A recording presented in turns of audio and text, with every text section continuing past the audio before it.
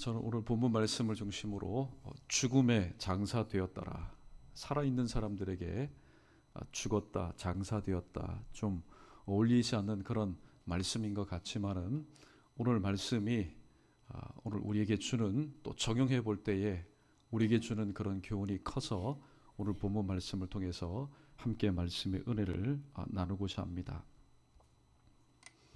하나님께서는 하나님의 사람을 통해서 항상 역사하였습니다. 특별히 이 사사시대를 통하여서는 하나님께서 때마다 하나님께서 부르시고 택하시고 세우신 사사를 통하여서 하나님의 뜻을 이루어 나가셨습니다. 그러면 사사를 세웠을 때에 세운 목적이 있을 겁니다. 왜 사사를 세웠을까요? 사사기서 2장 16절 말씀에 보면은 오늘 이렇게 기록이 되어 있습니다. 여호와께서 사사들을 세우사 노략자의 손에서 그들을 구원하게 하셨다라고 말합니다. 사사를 세운 이유는 이겁니다. 바로 그들이 들어간 가나안 땅에서 그들의 손에서 하나님 당신의 백성들을 구원하시기 위해서 사사를 세운 목적은 분명하였습니다. 바로 구원자로 세움 받았기 때문입니다. 성경에 보면은 12명의 사사가 등장합니다. 1대 온니엘로부터 12대 삼손에 이르기까지 여러 사사들이 등장을 하는데, 특별히 오늘 본문에 보면은 이름도 좀 생소한 그런 사사들이 나옵니다. 그래서 오늘 이 성경을 관조하는 사람들은 소사사다, 기드온이나 삼손 같은 사람, 입다 같은 사람이 큰 사사였다면은 오늘 본문에 등장하는 이 세 명은 좀 작은 사사다, 그래서 소사사라고 이름을 짓기도 하였습니다. 자, 오늘 본문에 보면은 왜 이 세 사람 입산과 엘론과 그리고 압돈에 대해서 말씀을 드리고자 하냐면은 이 사람들은 하나님께서 그들을 사사로 세웠음에도 불구하고 세운 바 목적대로 살지 않았기 때문입니다. 오늘 본문 말씀을 보십시오. 전쟁의 냄새 납니까? 하나도 나지 않습니다. 전쟁의 기운 여러분 느껴집니까? 하나도 그 기운을 느낄 수가 없습니다. 그냥 평안합니다. 아들이 30명이 있었다, 딸이 30명이 있었다, 아들을 위해서 타국에서 아내를 데리고 왔다, 또 딸들을 타국으로 시집 보냈다. 그 다음에 중간에 나와 있는 애 엘론은 아무런 일이 없습니다. 그냥 사사가 되어서 10년 동안 지극히 평범한, 아무런 일이 없습니다. 우환 없습니다. 침략당한 것 없습니다. 그리고 마지막에 이 압돈은 아들이 40명이 있었고 손주가 30명이 있었는데 전부 다 나귀를 탔다. 이 팔레스타인 당시에 있어서 나귀라는 것은 보통 사람이 타는 그런 짐승이 아니었습니다. 오늘 이 말씀을 통하여서 사사로 세움받은 사람의 목적은 뭐냐? 블레셋이면 블레셋, 암몬이면 암몬, 이 가나안 7족 속으로부터 이 이스라엘 백성들을 구원하는 것이 그들이 세움받은 목적인데, 오늘 본문 말씀을 통해서는 아무런 그런 역할들이 기록되어 있지 않다라는 사실입니다. 자, 오늘 여기 본문에 보면은 존재의 목적에 대해서 우리가 다시 한번 살펴볼 필요가 있는데요. 자, 인간의 존재의 목적. 오늘도 하나님의 형상대로 지음받은 사람의 존재의 목적이 뭘까요? 고린도전서 10장 31절에서 사람의 존재에 대해서 이렇게 말합니다. 존재의 목적에 대해서 우리 함께 읽어보겠습니다. 천천히 읽어봅니다. 시작. 그런즉 너희가 먹든지 마시든지 무엇을 하든지 다 하나님의 영광을 위하여 하라. 아멘. 또 그러면은 사람의 본분은 뭘까요? 사람의 본분, 본시 하나님에 의해서 창조함을 받은 피조물의 본분이 뭘까?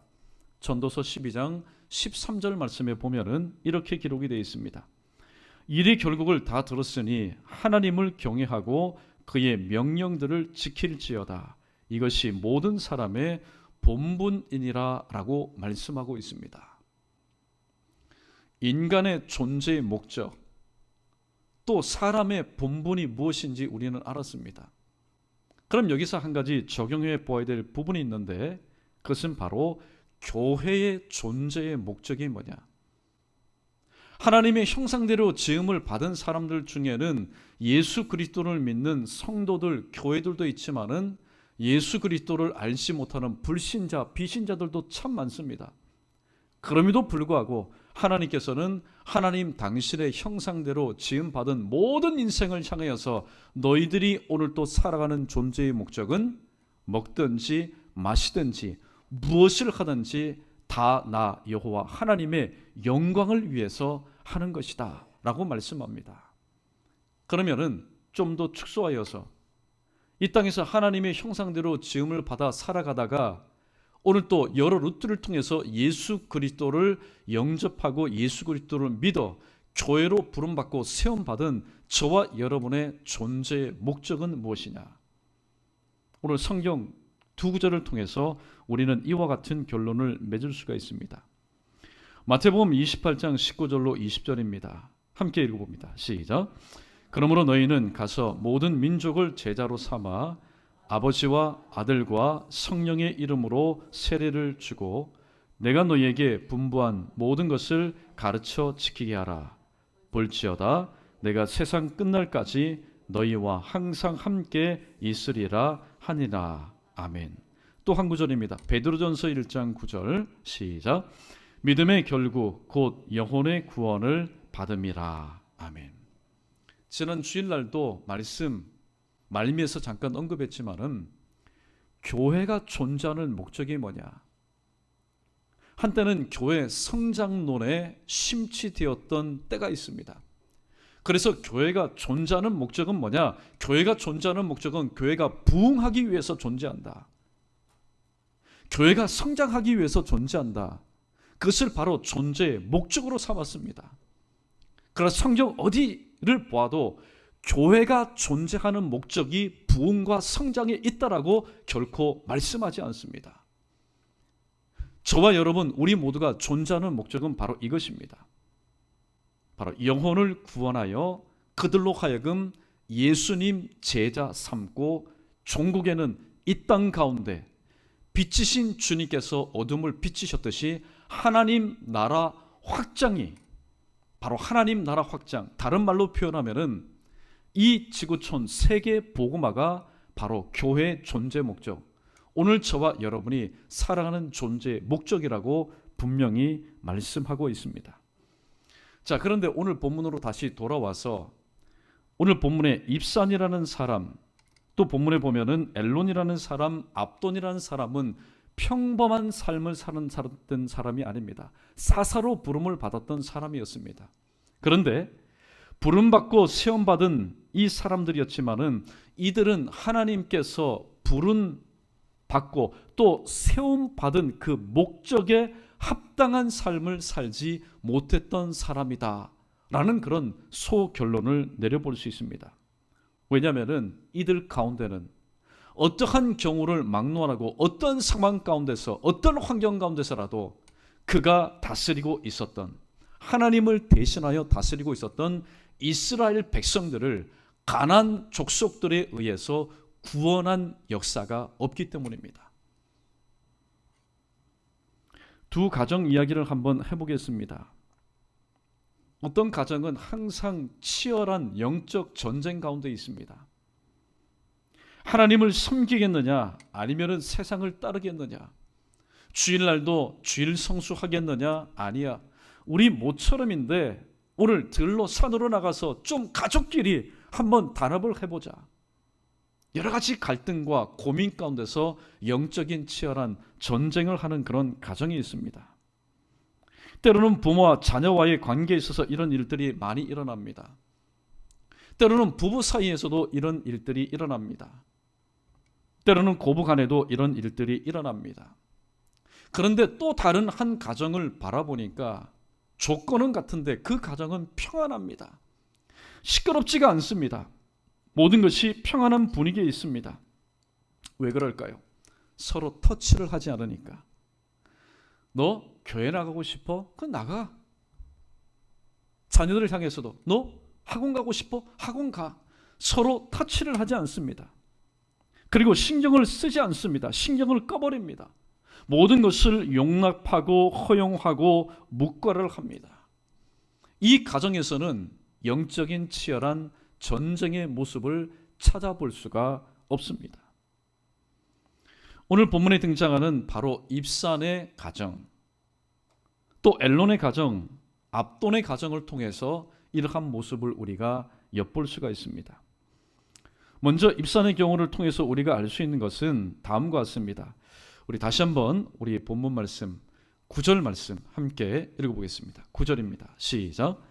그가 아들 30명과 딸 30명을 두었더니 그가 딸들을 밖으로 시집 보냈고 아들들을 위하여 밖에서 여자 30을 데려왔더라. 그가 이스라엘의 사사가 된 지 7년이라. 아멘. 이 입산이라는 사람이 이스라엘의 사사가 된 지 7년 동안 그가 한 모든 일들, 그 일을 오늘 9절에서 보니까 오늘 이 사사기를 기록한 사람은 입산이 한 일은 아들 30명이 있었는데 그들을 다른 사람들에게, 다른 민족, 타 지방에서 30명을 데려와서 아내를 삼았다. 또 딸들 30명이 있었는데 그 딸들을 다른 지역으로 시집을 보냈다.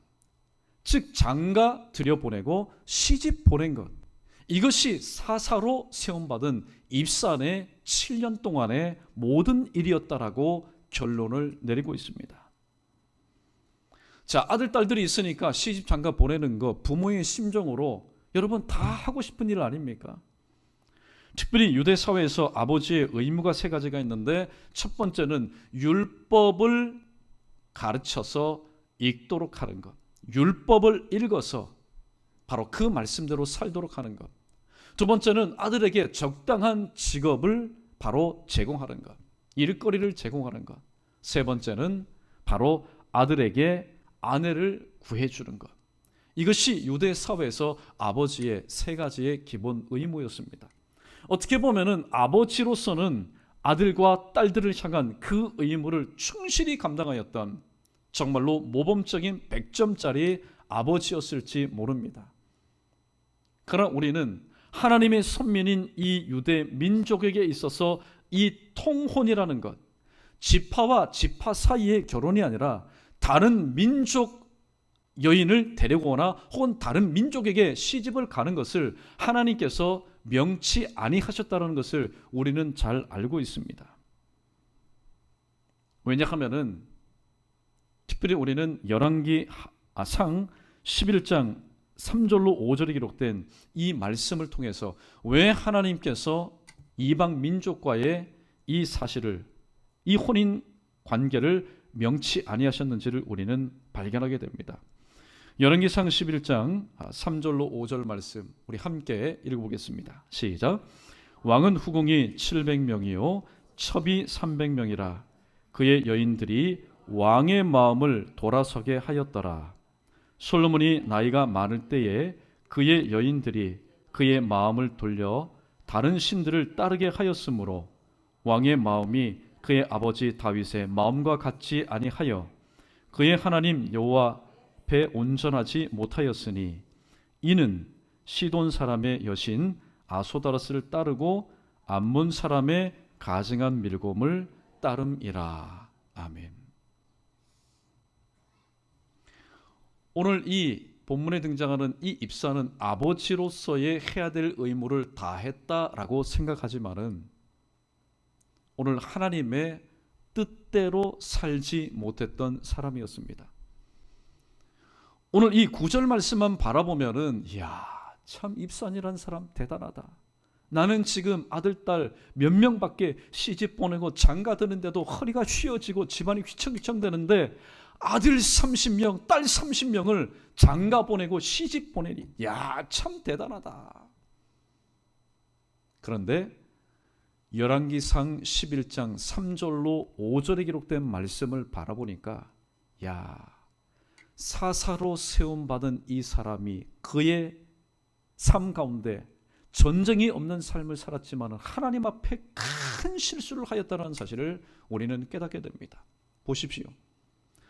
사사가 이방 민족과 서로 아들을, 딸을, 그들의 딸을 며느리로 삼고 또 자기의 딸을 그들의 지방 가운데 시집을 보내니, 사사가 그러하니, 지도자가 그러하니 일반 평민들이 오늘 또 그러하였다는 것은 자명한 일이었습니다.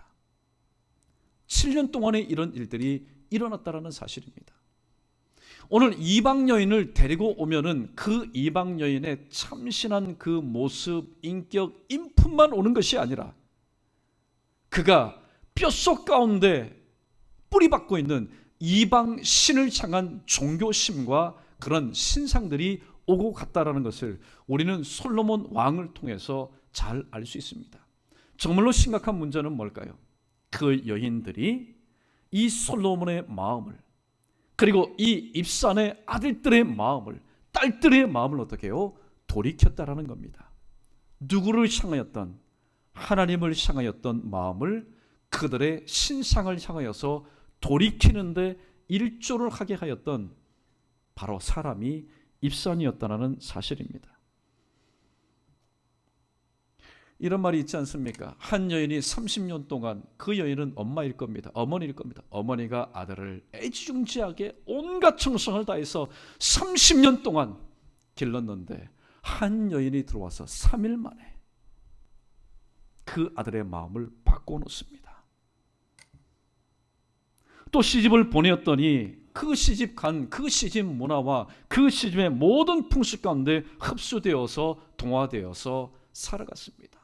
분명히 하나님께서 입산에게 60명의 아들, 딸들을 주셨을 때는 하나님의 자녀답게 키우라고 주님께서 주셨을 터인데 이방 여인을 취하고 이방 지역에 시집을 보내다 보니까 본문 말씀 앞뒤 정황을 살펴볼 때에 단 한 사람도 온전한 하나님의 자녀로 생활하는 사람이 없었다라는 결론을 내리게 됩니다. 우리가 이 말씀을 또 유추해 볼 수 있는 것이 있습니다. 사도행전 2장 21절에 보면은 누구든지 주의 이름을 부르는 자마다 구원을 받으리라, 그렇게 말씀합니다. 그런데 마태복음 7장 21절에 보면은 주의 이름을 부르는 자마다 다 하나님의 나라에 갈 것이 아니요, 어떻게 해요?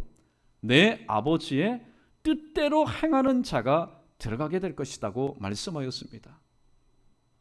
그리고 또 한 가지의 말씀, 디모데후서 2장 19절에 보면은 주의 이름을 부르는 자는 불의에서 떠날지어다라고 말씀하였는데, 오늘 이 입사는 자기가 사사로 세움 받은 그 목적을 수행하지 못할 뿐만이 아니라 평상시의 삶을 통해서도 하나님의 뜻대로 살지 못하였던 삶을 살다가 죽어 장사되었다.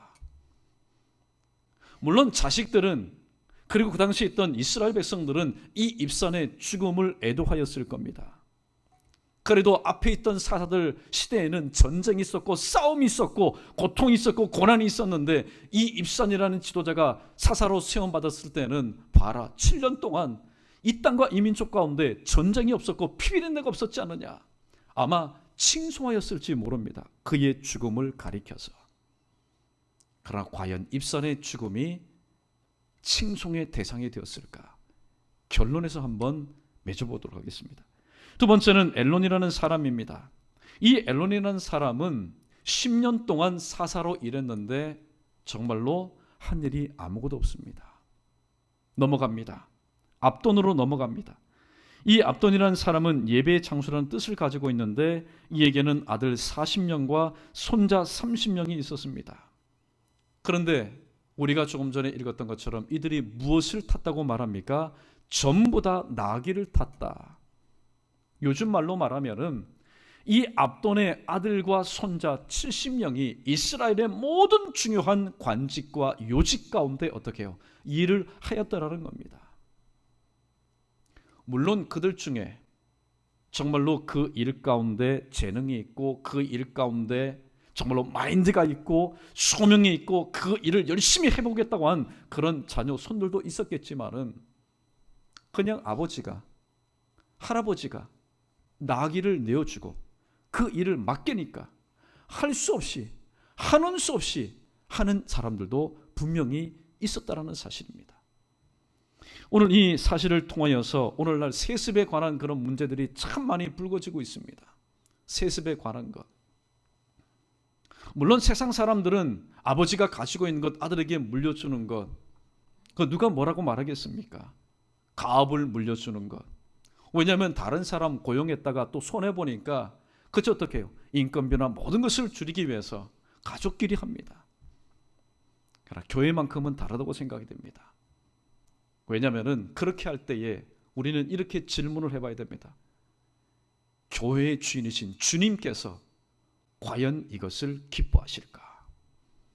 단지 교회가 몸집이 커지고 재정이 넉넉할 정도가 아니죠. 이건 뭐 기업 수준입니다.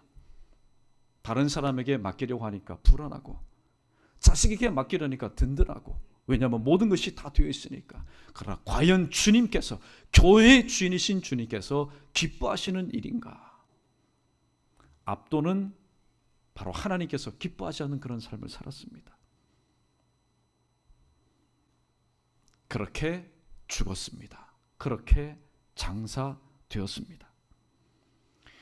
오늘 이 세 사람은 사사로 세운 목적대로 살지 못하였다라는 그런 공통점을 가지고 있습니다. 왜냐하면 그 시대 가운데 전쟁이 없었기 때문에 아닙니다. 오늘 이 입산과 엘론과 이 압돈이라는 사람, 분명히 사사로 세움받은 목적은 이 가나안 7족 손으로부터 구원하기 위해서는 여러분 어떤 수고, 어떤 대가가 필요합니까? 전쟁을 해야 됩니다. 그런데 이 25년 동안은 전쟁의 소식이 없습니다. 그러면 역으로 바꿔서 이 25년 동안 도대체 이 지역 가운데서 무슨 일이 일어났을까? 오늘 입산을 통해서는 통혼, 지파와 지파 사이에서 같은 민족끼리의 결혼이 아니라 다른 민족, 이방 민족과의 통혼이 있었다는 사실을 우리는 알게 됩니다.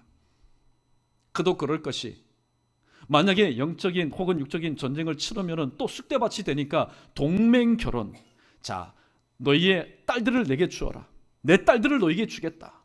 그러면 최소한 그런 동맹 관계를 맺은 혈연 혹은 혼인의 관계를 맺은 그 족속과는 전쟁이 일어나지 않을 것 아닙니까?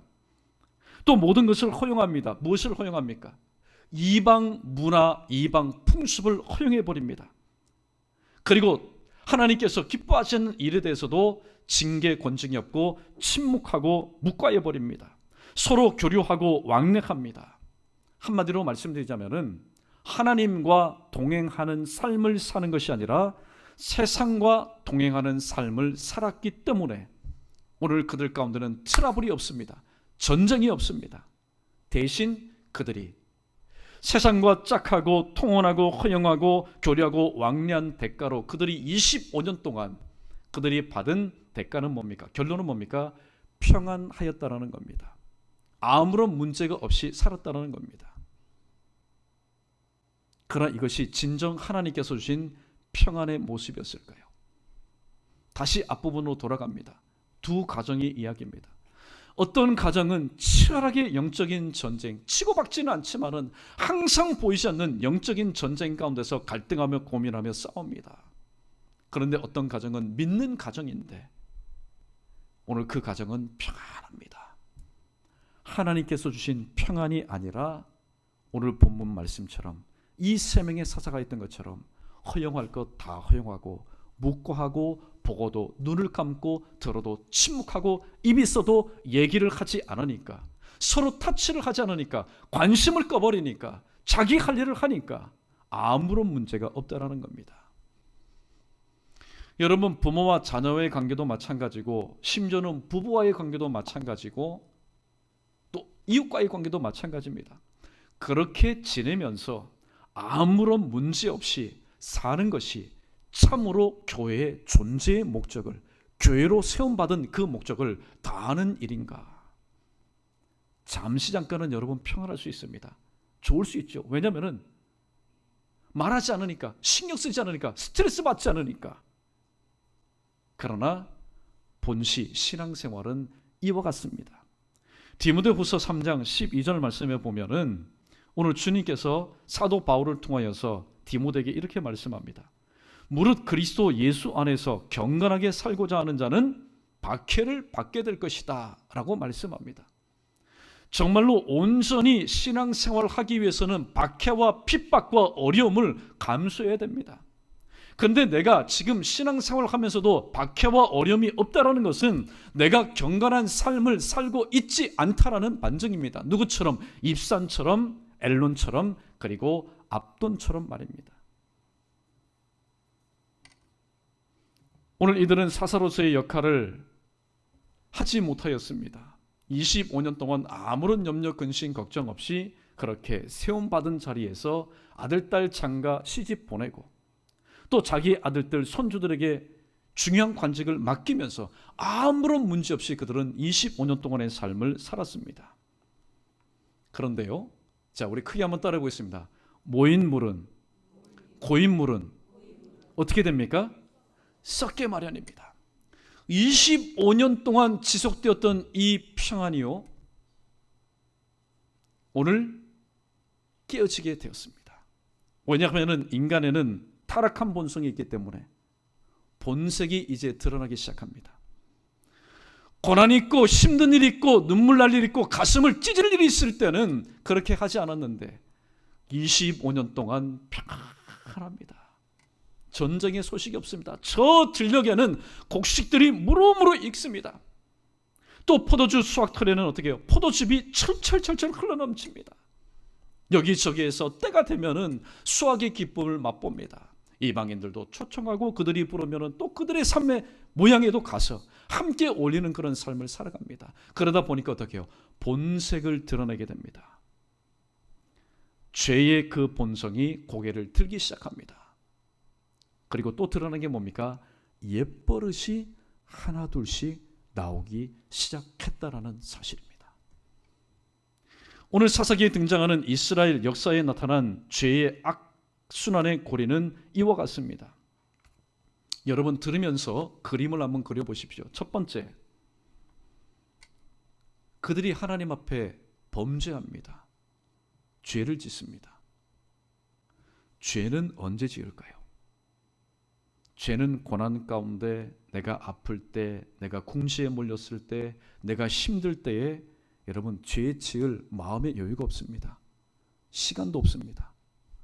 평안할 때에, 아무런 문제가 없을 때에, 기도 제목도 없고 하나님 앞에 부르짖을 일도 없을 때에 범죄합니다.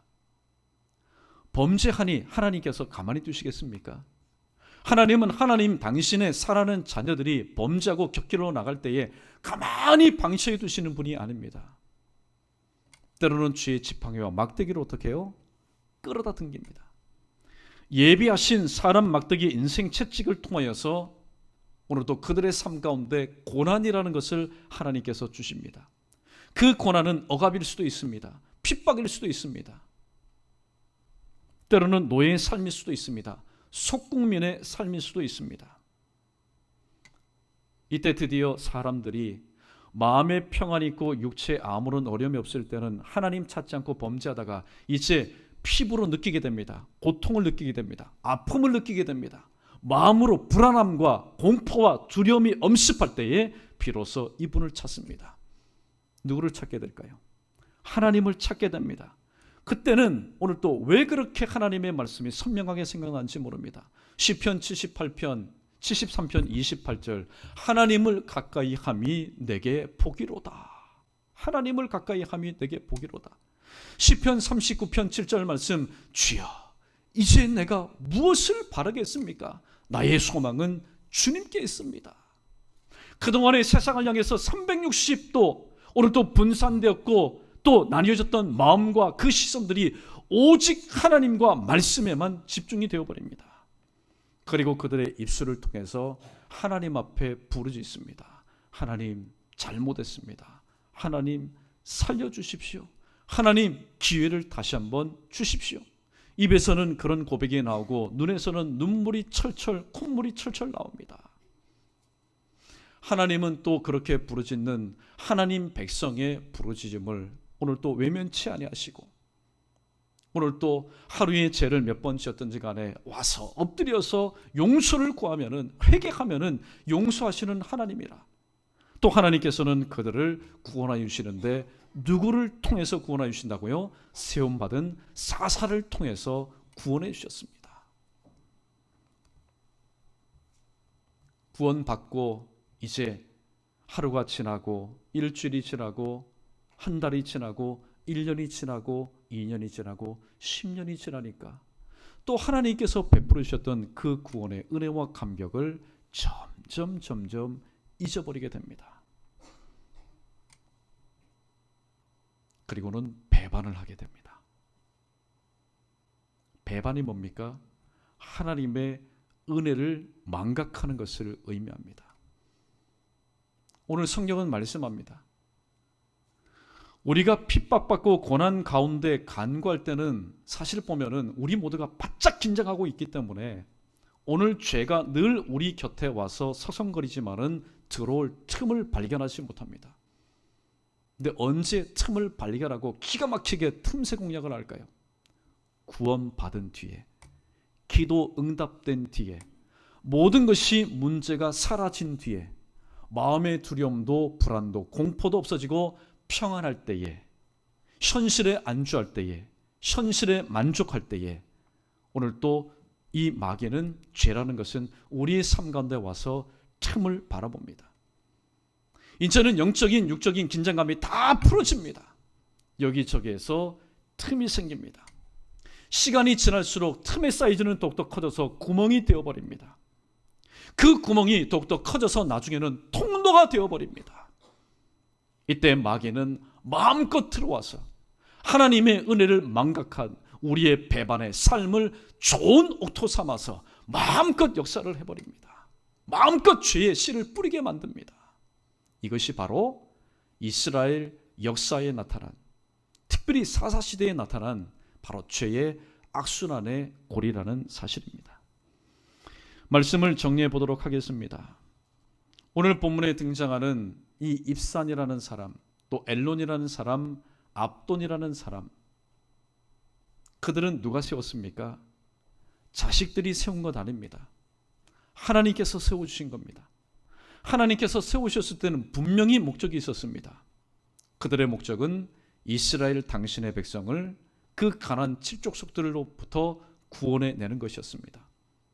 그러나 아이러니컬하게도 기드온이나 삼손 같은 경우 다른 대선자를 사사를 통해서는 그 치열한 그 전쟁을 통해서 이스라엘 백성을 구원하는 그런 역사가 기록되어 있지만은 오늘 본문을 통해서 세 사사를 통해서 25년 동안은 전쟁의 분위기, 전쟁의 소식 전혀 느낄 수가 없습니다. 그냥 평안한 삶이었습니다. 왜 그랬을까요? 왜 그랬을까요? 그들은 현실과 타협했기 때문에, 또 이방 문화를 받아들였기 때문에, 허용하였기 때문에, 또 하나님의 백성이면서도 25년 동안 평화롭게 지낼 수 있던 이유가 바로 여기에 있었습니다. 이 말씀을 저와 여러분에게 적용해 봅니다. 오늘 교회로서 신앙생활할 때 분명히 디모데후서 3장 19절에서 경건하게 살고자 하는 자는, 하나님의 뜻대로 살고자 하는 자는 박해를 받게 될 것이다 라고 말씀했는데, 오늘 우리들의 삶의 모습은 어떻습니까? 25년 동안 오늘도 아무런 어림없이 살았던 입산과 엘론과 암몬의 모습은 아닙니까? 그렇다면 분명히 문제가 있습니다. 우리는 이렇게 생각할 겁니다. 하나님, 오늘 나의 삶 가운데 평화를 주시니 감사합니다.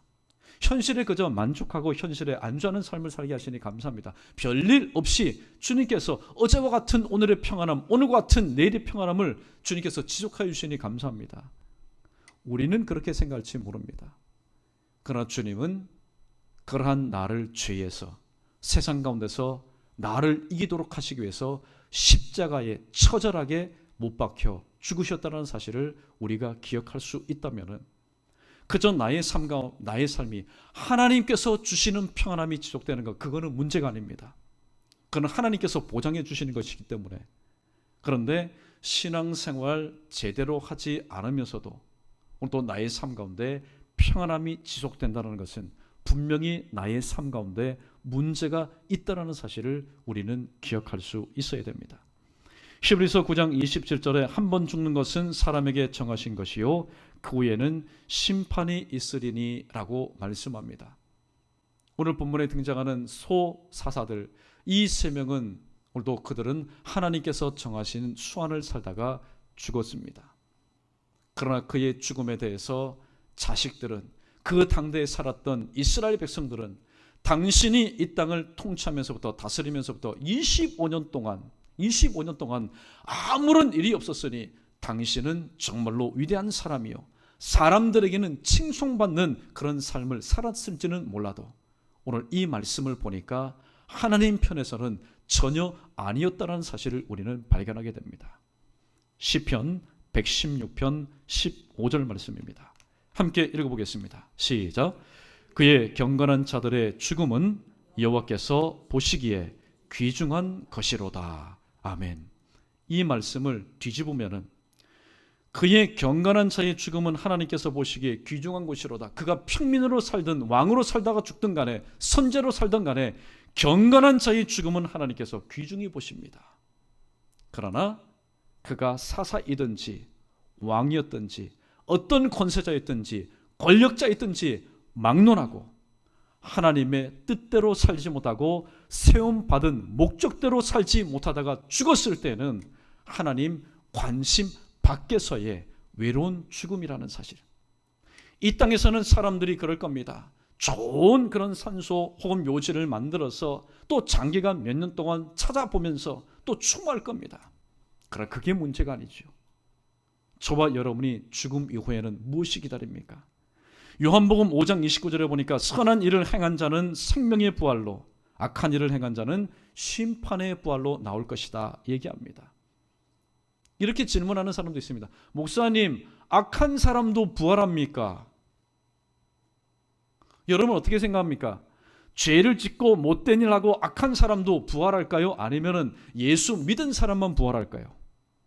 대답해 보십시오. 대답해 보십시오. 모두 다 부활합니다. 악한 일을 행한 사람, 즉 예수 그리스도를 믿지 않다가 죽은 사람도 부활합니다. 왜냐하면 그에게는 무엇이 있기 때문에? 심판이 있기 때문에. 또 선한 일, 오늘 도덕적인 윤리적인 선한 일이 아니라 이 땅에 살면서 생명의 호흡이 있는 동안 가장 귀한 기회를 놓치지 않고 예수 그리스도를 믿었던 사람은 생명의 부활로 나온다고 말씀하고 있습니다. 그러므로 우리는 오늘도 이 땅에서 살아갈 때도 세움받은 목적대로 살아가야 되지만은 죽음 이후에 나의 죽음을 하나님께서 어떻게 보실 것인가? 하나님께서 귀중히 여기시는 죽음이라면은 나의 이 땅의 삶은 누가 말하지 않아도 나는 선한 삶을 살았던 바로 사람이라는 평가가 내려지게 됩니다. 그러므로 오늘 이렇게 말씀의 결론을 내려봅니다. 인생의 존재의 목적과 이 사람의 본문과 특별히 교회의 존재의 목적을 우리가 알 수 있다면은 오늘 세 가지 사실입니다. 첫 번째는 요한복음 10장 15절에 기록된 말씀처럼 주님께서 나를 위해서 죽으셨다.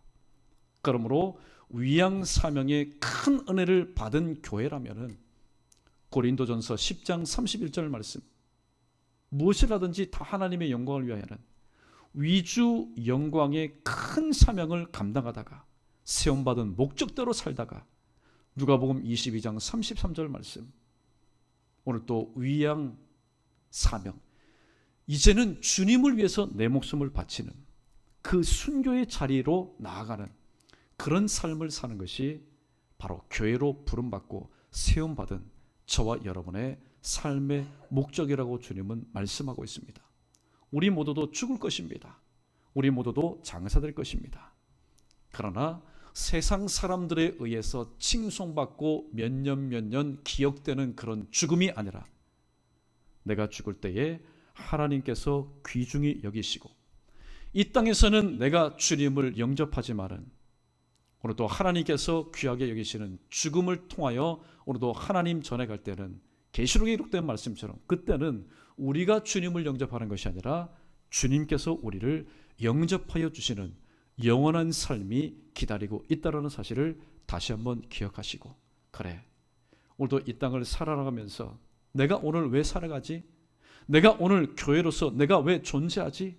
그 목적을 다시 한번 분명히 기억하셔서 오늘 또 힘들고 어려울 때 하나님의 도심과 믿음을 구하면서 맡겨주신 사명 오늘도 온전히 감당하며 살아나갈 수 있는 오늘 수요 일부 예배 참여한 저와 여러분 우리 모두 되기를 주님의 이름으로 축원합니다.